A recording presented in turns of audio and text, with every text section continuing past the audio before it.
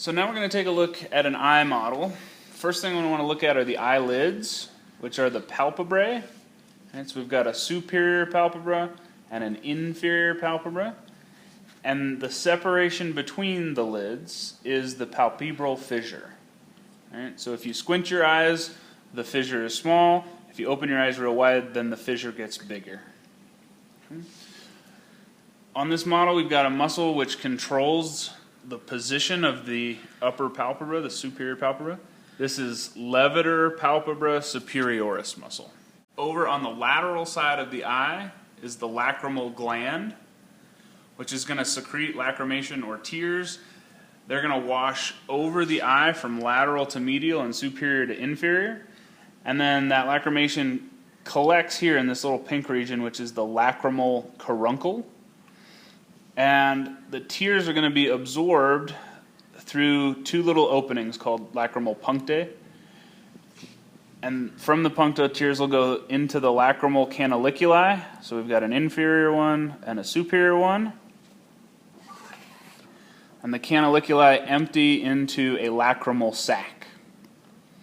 And then as pressure changes in the eye with blinking, the lacrimal sac is going to squeeze the lacrimation down into the nasolacrimal duct, where the tears eventually drain into your nasal cavity. So muscles that control the eye and their innervation, we've got superior rectus, medial rectus,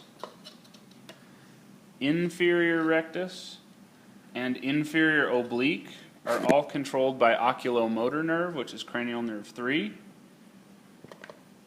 The superior oblique muscle, which goes through the trochlea, that little hook to control the tendon, is controlled by the trochlear nerve, cranial nerve number 4. And then the lateral rectus muscle is controlled by abducens nerve, which is cranial nerve number 6. We can see the sclera of the eye right here in white, where all of those muscles are inserting. And then the cornea, half the cornea is broken off of this model, but this white plastic represents the cornea, which is transparent cells that light will come through. If we look a little bit deeper, we see the iris, which is the colored smooth muscle, right, which iris is going to control the diameter of the pupil, which is this opening here.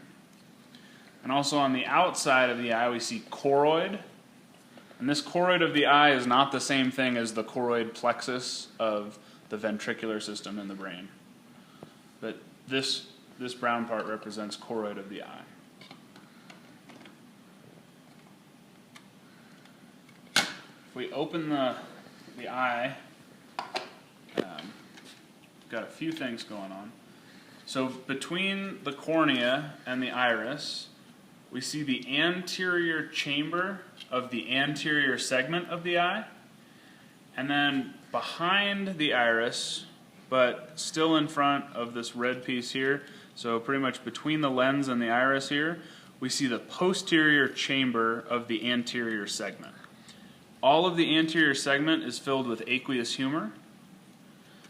And then our posterior segment is this space behind the lens, pretty much surrounded by the retina and up to the ciliary body, which is what's represented here in red.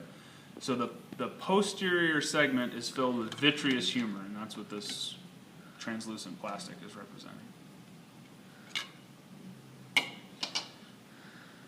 The ciliary body is all of this red structure, pretty much surrounding the lens of the eye, which is this piece.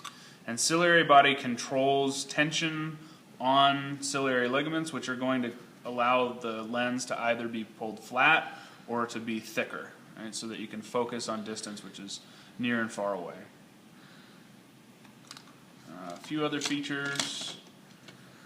All of the tan segment back here represents the retina. And there's a more pink circle right there, which represents the fovea centralis, and that's the point of highest visual acuity, where almost all of the cone cells are located to view color and to read and that kind of stuff. Then we've got the optic disc, which is this yellow piece at the back of the retina and the other half made up by this. But the optic disc is the anatomical blind spot. So because the optic nerve is leaving through the back of the eye at that point, there's no vision that happens where all of the retinal axons are leaving.